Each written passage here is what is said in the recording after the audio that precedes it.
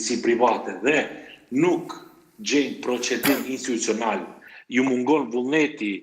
i qytetarë, nuk raportojnë, janë të stigmatizuar të mos raportojnë dhunën dhe kalojnë në një drejtësi private, atëherë patjetër të shkakton probleme të theksuara socio-emocionale dhe probleme të cilat pastaj prodhojnë edhe streset post-traumatike. Se dikush që përjeton dhunë persistente, në një fazë të caktuar mund ta vuaj stresin post-traumatik. Unë shqetësimin tim e parashtroj në 5 faktorë, në 5 probleme. Tek historiku i dhunës dhe normalizimi i saj, tek aksesi në armë,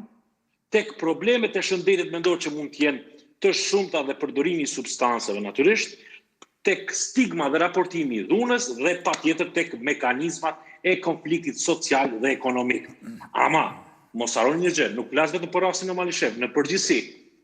të jemi real apo jo, pasiguria politike në vend po e shkakton ankthin kolektiv tek njerëzit. Stresin e vazhdueshëm tek njerëzit dhe kjo ndikon ekskluzivisht në ndjenjen, në gjendjen e tyre emocionale. Pra kur them pasiguria politike në vend, i kemi bërë këto zgjedhjet lokale e qendrore sikur kompeticionet garuese futbollistike, gati vit për vit me gjas. Edhe kjo çfarë ndikon tek njerëzit? Pasiguri politike dhe emocionale, sepse kur shohim që institucionet janë në një ngërç politik, kur shohim që një parlament është jo funksional, nuk miratohen buxhetet, përballemi me sfida të kësaj natyre, sigurisht që shteti lëngon nga këto probleme. Dhe e ritheksova, po e them sërish, mekanizmat e konfliktit social dhe ekonomik vinë, sa vinë, e shtohen. E kur këto rëndojnë popullatën, gjendjet psikologjike të stresuar të mbi garkuara, prodhojnë ankte, probleme depresive, stresor apo distres të shtuar, probleme socio-emocionale, psiko-emocionale, psikosociale, e të gjitha këto duhet gjenë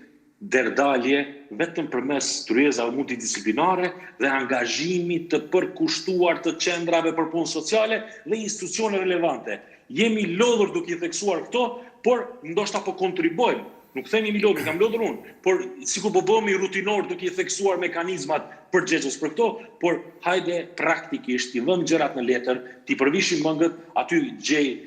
shoh panelist profesional që sigurisht kanë kontribuar vazhdimisht në këto probleme, le të angazhohemi për t'i dhënë fryte dhe rezultate, për t'i minimizuar këto ngjarje të pazakonta, sigurisht të zakonshme, sepse janë bërë të zakonshme si zati dhunës dhe konflikteve ndërpersonale në familje, vrasjeve të dyfishta. Dhe, Ron, po flasim në përgjithësi për të gjitha vrasjet cilat edhe bashkë edhe në këtë studio i kemi diskutuar, megjithatë të ndalemi specifikisht për rastin që ndodhi dje në Malishev. Nga ajo që është raportuar, pra duke qenë se i njëjti kishte një akt akuz për dhunë në familje,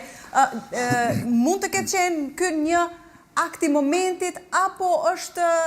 ajo që është rezultati një modeli të gjatë dhune që ka mbetur i pandëshkuar, duke qenë se i njëjti ishte i liruar, edhe pse ka qenë në paraburgim. Dhe krejt në fund, apo normalizohet dhuna në shoqëri, duke qenë se shpesh shohim se dorasit janë të njohur për policin, dhuna nga ta është raportuar mirë, por nuk është ndërmarrë asgjë pastaj. Po i përgjigjem pyetjes së fundit, ndërsa pyetjes së parë nuk them që refuzoj të i përgjigjem, por nuk jam i përfshirë në rast dhe nuk kam ndonjë kompetencë apo autorizim ligjor që të përfshihem në rastin specifikisht, për të është përgjegjësi e prokurisë, policisë dhe organeve kompetente, por në pyetjen e dytë, referuar pyetjes tuaj të dytë, a mund të ketë ndikuar edhe kjo, që thash se është një model dhune i cili ka mbetur i pandëshkuar dhe pastaj ka shkuar për te asaj? Po, kjo është shumë e logjikshme që personat të cilët kanë një historik, janë precedent, kanë të kaluar kriminale ose janë sfiduar me akt akuza, janë pjesë e një procedure penale, patjetër që kjo rrit riskun, pra rrit rrezikshmërinë që kjo të përforcohet në momentin kur sistemi i drejtësisë mund përballet me sfida të kësaj natyre. Dhe unë e shoh problemin edhe këtu. Prandaj theksoj që sistemi i prokurisë, drejtësisë, gjyqësisë duhet të forcohet në shumë dimensione, jo vetëm në një dimension të caktuar, dhe në anën tjetër personat që kanë një histori dhune, pra kanë qenë të dënuar ose janë një procedurë të raportuar si dhunues ose presupozohet si të dyshuar për dhunë, në këtë rast këta persona duhet monitorohen dhe duhet të hetohen nga shteti në vazhdimsi. Dhe jo vetëm të ndiqen në një procedurë të rregull, por duhet akoma të forcohen mekanizma të tjerë institucional për t'i evidentuar dhe për t'i proceduar edhe në instanca tjera. Pra është i dyshuar për dhunë, ndjeket procedura hetimore, por sigurisht që në këtë rast një i dyshuar për dhunë është i dyshuar për dhunë dhe ka një rrezikshmëri të lartë që këtë ta ushtroj edhe në një grupacion të caktuar shoqëror, në një komunitet, lagje, familje, ku do qoftë tjetër. Pra, historiku i dhunës, historiku familjar i dhunës ose raportimet që janë marrë, ekzaminimet, anamneza sociale, nga qendra sociale dhe shumë informacione tjera kontribojnë në zgjerimin hetimor të një procesi të caktuar, jo vetëm në rastin e Malishep, por ku do qoftë në përgjithësi, se nuk po përballet vetëm në rastin e Malishep. Unë ngushëlloj familjen, është